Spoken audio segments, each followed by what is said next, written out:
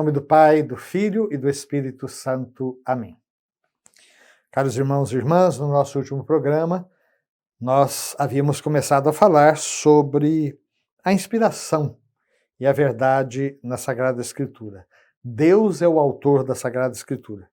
As coisas divinamente reveladas que estão contidas e são apresentadas nos livros sagrados foram registrados sob a inspiração do Espírito Santo. E por isso é que a Igreja, segundo a fé apostólica, tem como sagrados e canônicos todos os livros do Antigo Testamento e do Novo Testamento, os livros completos e cada uma de suas partes, porque eles foram escritos sob a inspiração do Espírito Santo. E assim tem Deus como seu autor principal, e nessa qualidade foram confiados à própria Igreja. Deus inspirou autores humanos dos livros sagrados.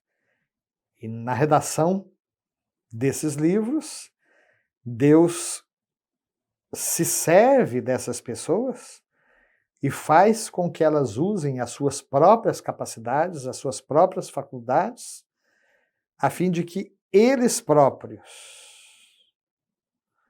são autores também dos livros que escrevem. Mas Deus age neles e por meio deles, de modo que eles, verdadeiros autores, escrevem tudo e só aquilo que o próprio Deus queria que fosse escrito. E aí nós chegamos ao parágrafo número 107 do nosso catecismo. Os livros inspirados ensinam a verdade. Aqui o nosso catecismo, mais uma vez, cita a Dei Verbum.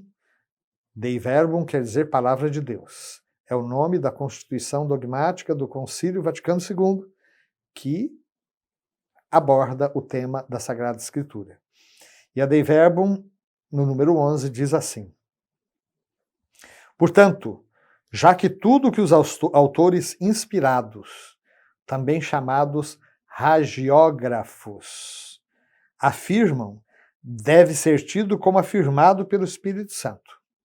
Deve-se professar que os livros da Sagrada Escritura ensinam com certeza, fielmente e sem erro, a verdade que Deus, em vista de nossa salvação, quis que fosse registrada nas Sagradas Escrituras. Sabem, meus caros irmãos, aqui é muito importante a gente já começar a adiantar um aspecto, porque nós vamos ainda falar sobre os sentidos, os vários sentidos dos livros da Bíblia, né? Mas vejam, os livros inspirados ensinam a verdade. A pergunta é, qual verdade? Como assim? A verdade? Sim. Mas existem verdades matemáticas. Existem verdades propostas pela ciência. Existem teorias científicas, digamos assim, que têm a pretensão de explicar a realidade. Tá, os próprios cientistas admitem que são teorias, mas a escolha daquilo que é científico ou não, daquilo que deve ser creditado ou acreditado nos laboratórios, é aquilo que é comprovável mediante experiência, é aquilo que é também refutável, que é contestável através de outras experiências. Existe a verdade histórica, a verdade dos fatos. A Bíblia não é um manual de ciências. Preciso dizer logo isso, e já tivemos a oportunidade de falar várias vezes em programas anteriores. Por exemplo, o relato da criação. Quantas vezes existem discussões quase que intermináveis sobre a possibilidade de uma compatibilização entre a teoria da evolução e a doutrina da criação, como nos é apresentada, por exemplo, no primeiro capítulo do livro do Gênesis.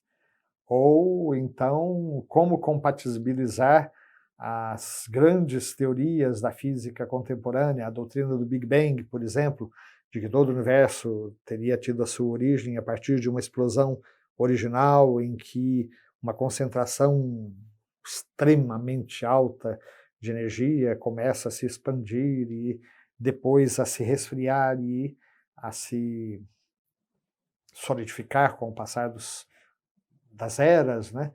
De modo que vão surgindo as estrelas e depois das suas rotações os demais corpos celestes, até que surgisse o sistema solar e o planeta Terra, e depois de milhões de anos aí vai surgir a vida na Terra, e depois de outros tantos de evolução vão surgindo os diversos seres que nós conhecemos hoje, até que finalmente surge o ser humano.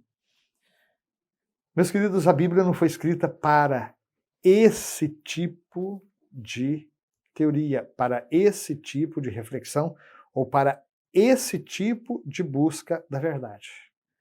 O que interessa, e o nosso catecismo diz muito claramente aqui, o que a Bíblia quer ensinar é a verdade que Deus, em vista da nossa salvação, quis que fosse registrada nas Sagradas Escrituras. Em vista da nossa salvação. Ou seja, a verdade em torno da qual a Bíblia não erra é a verdade do nosso relacionamento com Deus, é a verdade daquilo que Deus quer de nós. Então, tudo que os autores inspirados, tudo que os agiógrafos afirmam, deve ser tido como afirmado pelo Espírito Santo. E não é muito comum a gente ouvir dizer que o Espírito Santo inspira determinados cientistas para que uma determinada teoria se sobressaia na mente daquele cientista em relação a outras.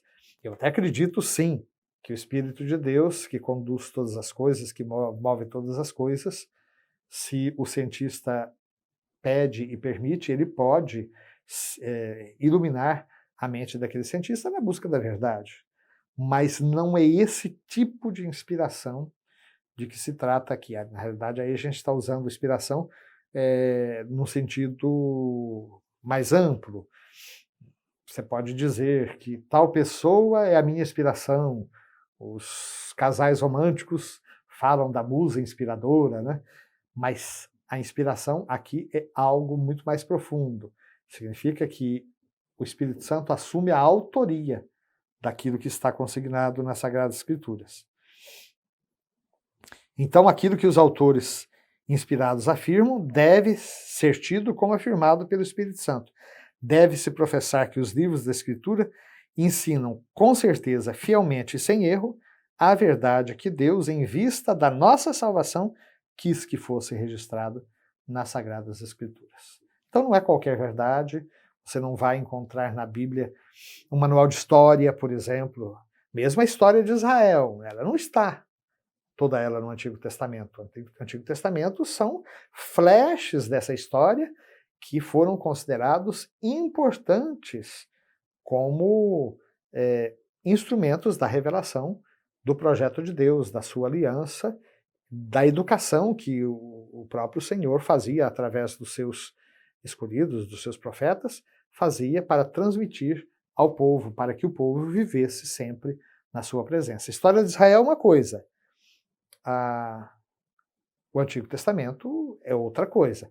Tem elementos da história de Israel ali dentro, mas não é a intenção dos autores sagrados, mesmo nos livros chamados históricos, não era escrever a história como nós a entendemos hoje de Israel. Então, vamos continuar, né, nessa caminhada, que o Espírito Santo que inspirou os autores sagrados nos inspire para que também nós possamos penetrar sempre mais profundamente nos sentidos da própria Escritura. Amém.